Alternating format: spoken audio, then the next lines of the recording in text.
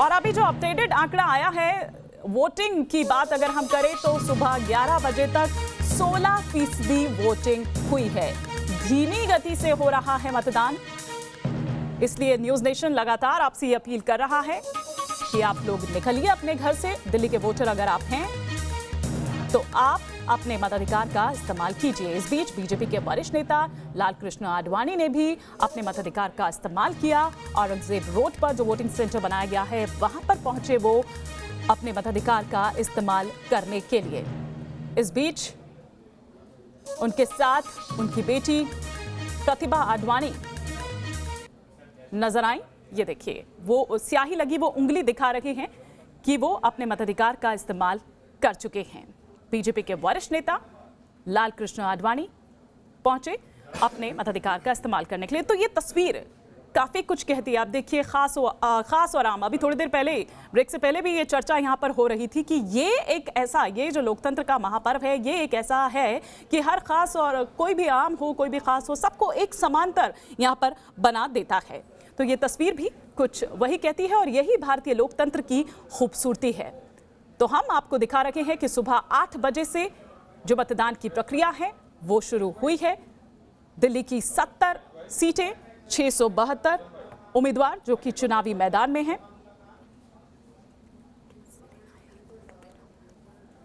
तस्वीरें लगातार हम आपको यहां पर दिखा रहे हैं। तमाम वीआईपीज जो सुबह ही पहुंच गए अपना वोट कास्ट करने के लिए। कई जगहों पर बूथ पर काफी लंबी कतारें देखी जा रही है।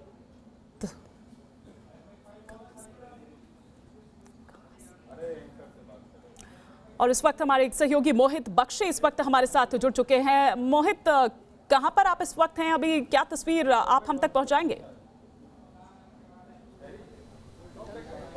देखिए, मुख्यमंत्री आवास पर अभी हम हैं। यहाँ शांति पसरी है। अमूमन ऐसा होता नहीं है, लेकिन अभी शांति पसरी हुई है। यहाँ पर आप मेरे पीछे की तस्वीर देख सकते हैं कि अगर सन्नाटा पसरा हुआ है पूरी तरीके से। यहाँ पर एक सिक्योरिटी के अलावा कोई नज़र नहीं आ रहा है, क्योंकि ये कहा जा रहा है कि लगातार फील्ड में सबको भेजा गया है। आप आम आदमी पार्टी के जो कार्यकर्ता हैं वो सारे फील्ड में हैं, इसीलिए यहाँ पर। और वॉर रूम जो है अरविंद के घर के अंदर स्टैब्लिश है, उससे पूरी नज़र रखी जा रही है। 70 की 70 विधानसभाओं पर लगातार अपडेट ली जा रही है।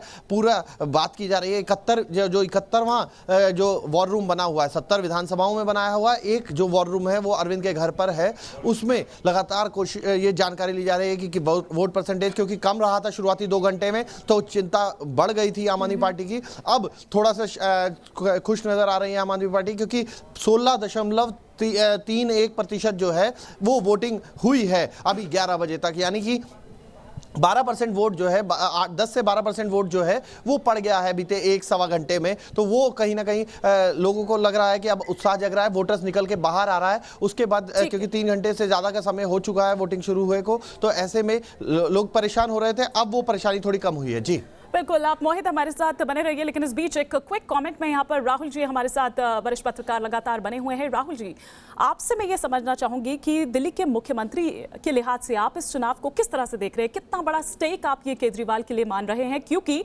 1 महीने पहले तक शायद केजरीवाल को भी ये लग रहा था कि इजी है, लेकिन 1 महीने में अगर पिछले कुछ दिन में हम देखें जिस तरह से पोलराइज हुआ, तो उन्हें भी ये है कि स्थिति इतनी भी ईजी नहीं है।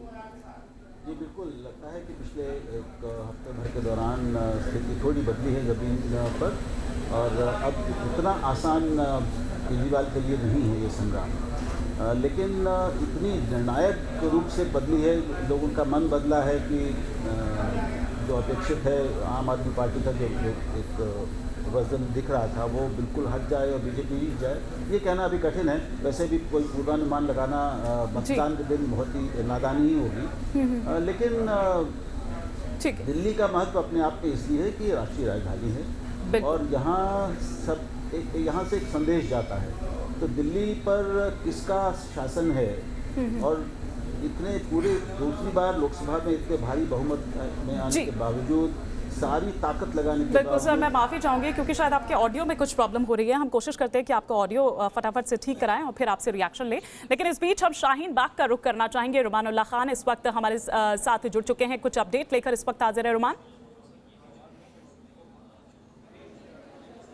देखिए बिल्कुल लोकतंत्र के इस पर्व को लेकर शाहीन बाग के लोग खासे उत्साहित हैं। ये शाहीन बाग का बूथ है शाहीन स्कूल का और यहाँ पर बड़ी संख्या में लोग वोटिंग शुरू होने के पहले से ही यहाँ पर इकट्ठा हो गए थे। अभी तक लंबी लंबी लाइनें लगी हुई हैं। जहाँ तक नज़र जा रही है वहाँ तक लोग ही मौजूद हैं। खासे उत्साहित ये लोग हैं, वोट डालना चाहते हैं क्योंकि शाहीन बाग चुनाव का पूरी तरह से केंद्र रहा है दिल्ली के चुनाव का। और जो एंटी-सीए प्रोटेस्ट यहाँ शाहीन बाग में चल रहा था उसी का ये नतीजा लग रहा है कि शाहीन बाग के लोग इतनी बड़ी संख्या में वोट डालने के लिए निकले हैं। देख सकते हैं कि सुबह वोटिंग शुरू होने से पहले जो लाइन लगी थी वो लगातार लंबी ही होती जा रही है, कम नहीं हो रही है। लोग हमारे साथ यहाँ पर मौजूद हैं जो कि वोट डालने के लिए आए हैं, उनसे भी हम बात करते हैं। ये जो आज यहाँ पर वोटिंग हो रही है, भारी संख्या में लोग आए हैं और लाइन जब से वोटिंग शुरू भी नहीं हुई थी तब से लगातार इतनी बड़ी है और लगातार लंबी हो रही है।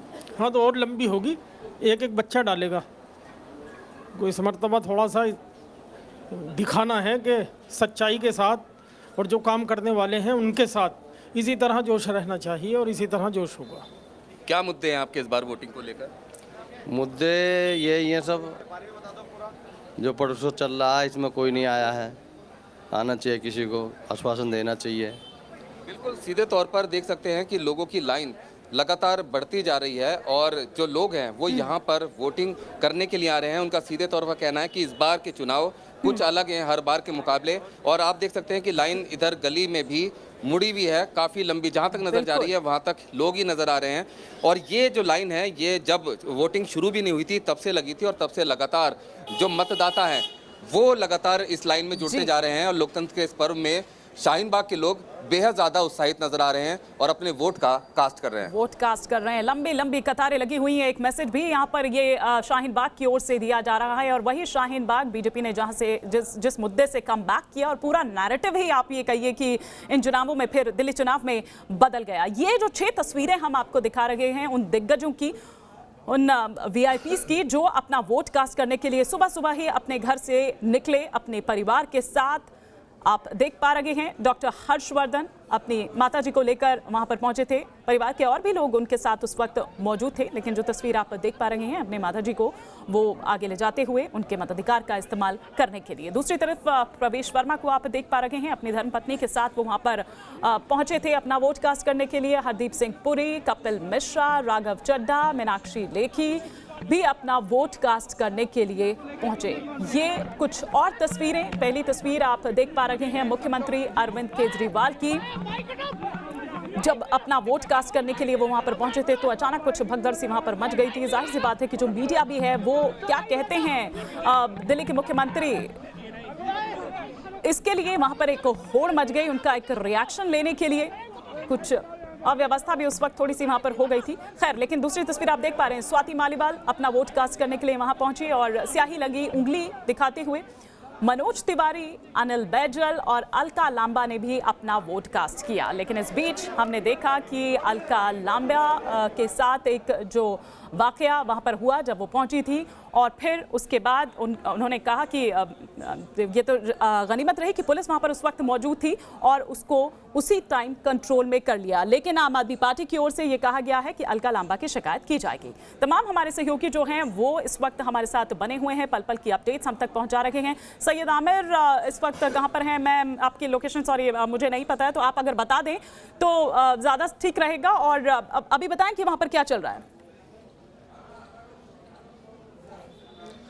देखिए, इस समय मैं बाबरपुर में हूँ। ये बाबरपुर का इलाका है जो कि गोपाल राय के लिए जाना जाता है। 2015 में बड़ी जीत हासिल की थी गोपाल राय ने और नरेश गौड़ जो है उनको चुनौती इस बार दे रहे हैं। लेकिन यहाँ का माहौल किस तरह का है, एक पोलिंग बूथ पे है और यहाँ पे आपको दिखाते हैं कि लाइनें लगी हुई हैं। हालांकि बहुत सारे पोलिंग बूथ यहाँ पर इस पूरे बाबरपुर इलाके में है। काफ़ी कंजेस्टेड एरिया है, काफ़ी बड़ा एरिया है और लोगों की लाइनें जो हैं सुबह से देखने को यहाँ पर मिल रही हैं।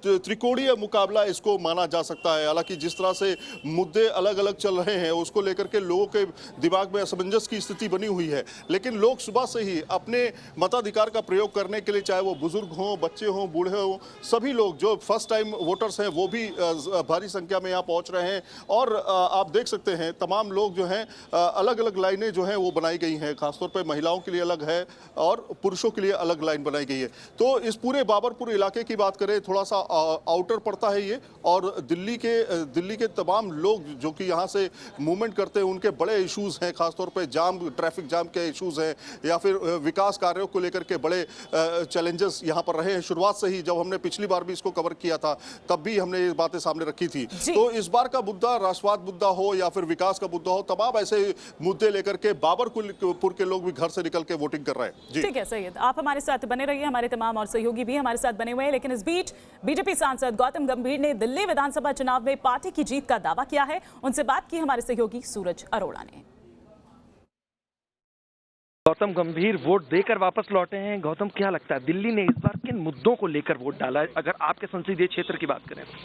देखिए, दिल्ली ने इस बार सच के लिए वोट डाला है, सच्चे वायदों के लिए वोट डाले, झूठे वायदों के लिए नहीं जो 5 साल पहले किए गए थे। और सिर्फ 5 साल पहले वोट और सत्ता हासिल करने के लिए इतने बड़े बड़े वायदे किए गए थे और ग्राउंड पे 1% भी उसके बारे में काम नहीं हुआ। अच्छा, चीज एक ये है कि क्या शाहीन बाग बड़ा मुद्दा था इसमें, या फिर दूसरे जिस तरह से कहते रहे कि बिजली का, पानी का, उसमें रियायत दी है? शाहीन बाग भारतीय जनता पार्टी ने नहीं बनाया, शाहीन बाग कई और पॉलिटिकल पार्टीज ने अपने पॉलिटिकल एम्बिशंस पूरे करने के लिए बनाया था।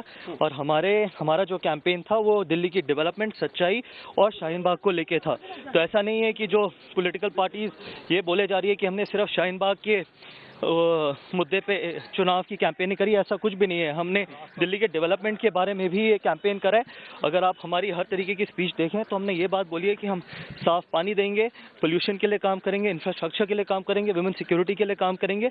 और कभी भी ये नहीं बोला कि दिल्ली को लंदन, पेरिस और न्यूयॉर्क बनाने की कोशिश करेंगे। सीटें बढ़ रही हैं, बीजेपी की उम्मीद है इस बार?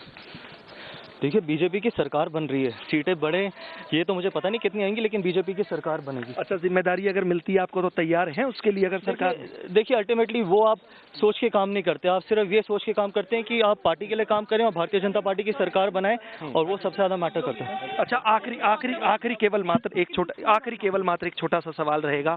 जितना भारत पाकिस्तान हुआ, जितनी चीजें हुई, हनुमान भी इसमें आए, अगर चुनावी कैंपेन की अगर बात करें, आरोप भी बहुत सारे लगे। कौन सा स्ट्रांग मुद्दा है? पॉल्यूशन की बात बिल्कुल नहीं हुई, काम आपने बहुत बार बात किए हैं पॉल्यूशन को लेकर। कौन सा मुद्दा जो की फैक्टर साबित होगा इसमें? देखिए, मैंने पोल्यूशन की हमेशा बात करी है।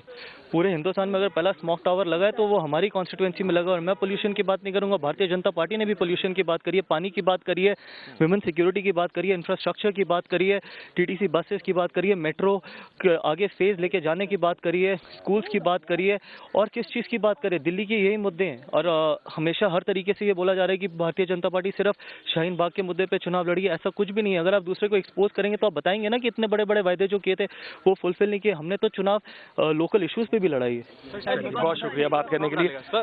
वीडियो जर्नलिस्ट सुमित कुमार के साथ सूरज अरोड़ा, न्यूज नेशन, दिल्ली। तो गौतम गंभीर को आप यहां पर सुन रहे थे और यहां पर ये आश्वस्त हैं बीजेपी की जीत को लेकर। हालांकि कहा कि सीट्स कितनी आएंगी ये तो मुझे नहीं पता, लेकिन इतना पक्का है कि बीजेपी दिल्ली में सरकार बनाने जा रही है। खैर, हम अपने तमाम बाकी सहयोगियों का भी रुख करना यहां पर चाहेंगे। मोहित राज दुबे का हम यहां पर रुख करते हैं। मोहित, आप एक ऐसे वोटिंग सेंटर पे हैं जहां पर शांत है, सबसे ज्यादा शांत यही नजर आ रहा है। मतलब ठीक है, आ रहे हैं लोग लेकिन शांत है। पर मैं आपसे यहाँ पर ये समझना चाहूंगी कि हाई प्रोफाइल ये सीट है, किस तरह के मुद्दे यहाँ पर, क्या यहाँ पर भी आपको सीए, एनआरसी, भारत पाकिस्तान, हनुमान, तमाम ये चीजें शाहीन बाग नजर आ रही है, या फिर क्या जो दिल्ली के जो लोकल जो मुद्दे हैं, जो इश्यूज है, वो आपको सुनाई दे रहे हैं इस सीट पर?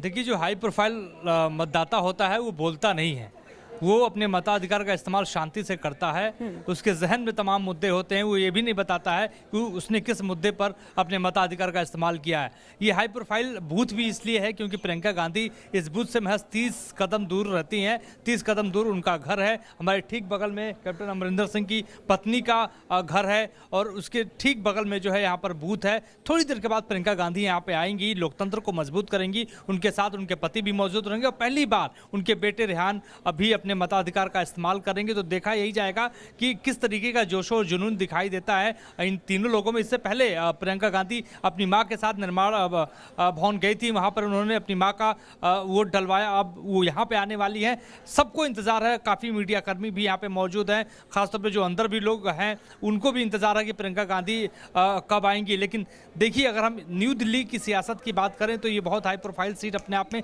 इसलिए हो जाती है क्योंकि मदनलाल खुराना से लेके शीला दीक्षित दीक्षित, अजय माकन और अरविंद केजरीवाल मौजूदा वक्त में यहीं से विधायक है। तमाम नेता वो यहाँ से चुनाव लड़े और मुख्यमंत्री भी बने। ऐसे में अगर आज के सियासी परिवेश के हम बारे में बात करें तो कांग्रेस का जो साख है वो दांव पे लगी हुई है कि वो अपने आप को कमबैक करे, अपनी सियासी जमीन को मजबूत करते हुए कम से कम कोई इतनी सीटें जीत ले जो सम्मानजनक हो। अगर मुकाबले की बात करें तो भारतीय जनता पार्टी और आम आदमी पार्टी के बीच में ये मुकाबला देखा जा रहा है। तमाम जो संसाधन थे भारतीय जनता पार्टी ने अंतिम दिनों तक उसको झोंक दिए। कहते हैं कि अगर क्रिकेट मैच की तरह भारतीय जनता पार्टी ने खेला है, आखिरी बॉल तक उसने चुनाव प्रचार किया है और देखने वाली बात यही होगी कि क्या वो मतों में परिवर्तित हो पाता है कि नहीं हो पाता है। प्रधानमंत्री नरेंद्र मोदी से लेकर अमित शाह, तमाम जो नेता थे उन्होंने धुआंधार प्रचार किया। भारतीय जनता पार्टी ने 200 सांसदों को भी दिल्ली विधानसभा चुनाव में लगा दिया कि अगर हम कांग्रेस की तुलना करें प्रचार में तो भारतीय जनता पार्टी बहुत आगे रही है। प्रियंका गांधी, राहुल गांधी ने भी चुनाव प्रचार किया। छत्तीसगढ़ के मुख्यमंत्री भूपेश बघेल, कैप्टन अमरिंदर सिंह ने भले ही प्रचार किया हो, लेकिन वो टेम्परामेंट नहीं बन पाया, लेकिन वो टेम्परामेंट नहीं बन पाया। और इसी बात को आगे बढ़ाते हुए राहुल जी का मैं रिएक्शन इस पर चाहूंगी। मोहित, बिल्कुल आप ही की बात को आगे बढ़ाते हुए, जिस तरह से राहुल जी, मेरे सहयोगी यहाँ पर मोहित ने कहा कि पूरा केंद्रीय मंत्रिमंडल जो है वो इसमें कूद पड़ा, 200 सांसद और तमाम जो भाजपा शासित जो राज्य हैं उनके तमाम मुख्यमंत्री यहाँ पर आ गए, लेकिन वो टेम्परामेंट नहीं बन पाया। मतलब केजरीवाल अपनी जगह पर और अपनी पूरा वो जो एक उनका है ऑरा या जो इमेज जो उन्होंने बनाई वो अपनी जगह पर इंटैक्ट है। मुझे लगता है कि मोहित तुलना कर रहा था कांग्रेस की कोशिशों और बीजेपी की कोशिशों के बीच में, दोनों के प्रचार और कौन कौन लोग लगे, कितना संसाधन उन्होंने उसमें जुटाए, और उसमें एक तुलना शायद वो कर रहा था। ये अभी कहना हमारे लिए कठिन होगा कि वो इन्वायरमेंट, वो यानी माहौल बना कि वातावरण बना कि बना, टेम्परामेंट तो एक अलग शब्द हो गया, वो थोड़ा गलत आ गया बीच में। ये अभी कहना कठिन है, लेकिन जहाँ तक चुनावी शोर की बात है, चुनावी माहौल को छाने की और उसको आच्छादित करने की बात है, एक के बाद एक बड़े से बड़े नेताओं और लोगों को उसमें लगाने की, उनकी सभाएं करने की, संसाधन लगाने की बात है, तो बीजेपी सबसे आगे आपको दिखाई देती है। सबसे प्रखर, सबसे मुखर, सबसे ज़्यादा बड़े स्तर पर खर्चीला और लोगों के साथ, सितारों के साथ जो प्रचार अभियान हुआ है वो बीजेपी का रहा है। उसके बाद आम आदमी पार्टी का रहा है। उसने ज़मीन पर ज़्यादा फोकस किया है, उसने अपने स्थानीय, उसके पास स्थानीय नेता ही हैं, उसके पास दिल्ली से बाहर के नेता नहीं हैं। सिर्फ पंजाब में उसका कुछ असर था, लेकिन कोई वहाँ ऐसा बड़ा नेता नहीं है बलवंत मान को छोड़कर जो दिल्ली में कुछ प्रभाव रखता हो। तो आम आदमी पार्टी का सारा अभियान उसके अपने दिल्ली के नेताओं के और मंत्रिमंडल के सदस्यों के आधार पर ही चला है, लेकिन उसने ज़मीन पर लोगों के घर घर जाकर उसने सभाएं करके अपनी ओर से कोई कसर उन्होंने भी छोड़ी नहीं है।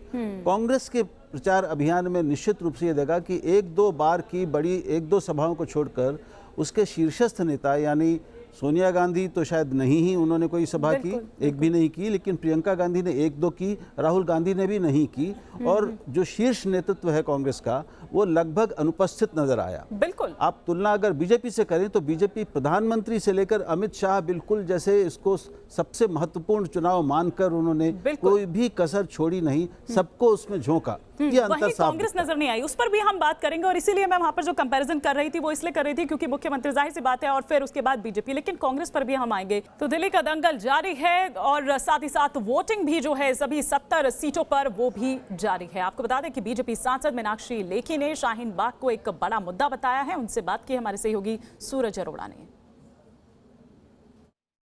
एसडीएमसी के स्कूल में मीनाक्षी लेखी बीजेपी सांसद वोट देकर लौटी हैं। सबसे पहले मीनाक्षी जी वोट अपना शो करती हुई, और दूसरी चीज क्या कह रहे हैं, जनता के जो मुद्दे हैं, जो नब्ज है वो क्या कह रही है? शाहीन बाग मसला हावी रहेगा या बिजली पानी का जो व्यवस्था जो सरकार दावे की है? देखिए, सरकारी दावों में और जमीनी स्थिति में बहुत फर्क है। दिल्ली की जनता कोई मूर्ख जनता नहीं है, वो अच्छी तरह जानती है कि उनके साथ बहुत बड़ा धोखा हुआ है। जिन लोगों को उन्होंने 67 सीटें देकर जिताया, उन्होंने दिल्ली के साथ धोखा किया। सिवाय सेल्फ प्रमोशन के, विज्ञापनों के अलावा जमीनी असलियत और विज्ञापनों की दुनिया, दोनों में बहुत फर्क है। टैक्स पेयर के पैसे को उजाड़ने का काम किया है, व्यवस्थाएं ठीक नहीं हुई हैं। मैं ऐसे क्षेत्रों में गई हूं, आप तो जहां खड़े हैं वो तो कंपैरेटिवली पॉश इलाका है, लेकिन यहाँ पर भी पानी कितने घंटे आता है वो आप जनता से पूछ सकते हैं, और किस किस दिन नहीं आता है वो भी पूछ सकते हैं, और कितना गंदा आता है वो भी आप पूछ सकते हैं। क्या ये माने आपकी नजर में कि शाहीन बाग का जो मुद्दा वो गेम चेंजर साबित होगा? आप ये कहना? शाहीन बाग ने लोगों को इनकी असलियत मानसिकता को एक्सपोज जरूर किया है और इनकी मानसिकता बताई है शाहीन बाग ने कि किस किस्म के लोग हैं और किस तरीके से देश विरोधी ताकतें देश के अंदर लगी हुई हैं। इनको एक्सपोज किया है और ये मुद्दा इन्होंने शुरू किया था अपना कुछ मुट्ठी भर वोट कंसोलिडेट करने के लिए, लेकिन मुझे ऐसा लगता है कि उसने इनको एक्सपोज कर दिया और पूरे जो दिल्ली प्रदेश की जनता है वो अच्छी तरह, बल्कि देश की जनता को अच्छे से समझ आ गया है कि असली चेहरा अरविंद केजरीवाल एंड पार्टी का क्या है और सारे जो ताकतें हैं इस तरीके की जो कि पूरे देश को अव्यवस्थित करना चाहती हैं। और एक तरफ विज्ञापनों की दुनिया है, दूसरी तरफ असली दुनिया है। छोटा सा केवल मात्र सवाल है आपसे कि आपके संसदीय क्षेत्र की तस्वीर क्या है, क्या दावा करेंगे? मेरे संसदीय क्षेत्र की तस्वीर बहुत अच्छी है और मुझे पूरा भरोसा है कि मेरे यहाँ 10 विधानसभा है, 10 विधानसभा में हम 10 की 10 पे जो है जीत के आ रहे हैं। चलिए, बहुत बहुत शुक्रिया बात करने के लिए। वीडियो जर्नलिस्ट सुमित कुमार के साथ सूरज अरोड़ा, न्यूज नेशन दिल्ली। ये सफर हमारा जारी है, फिलहाल रुकेंगे एक ब्रेक के लिए।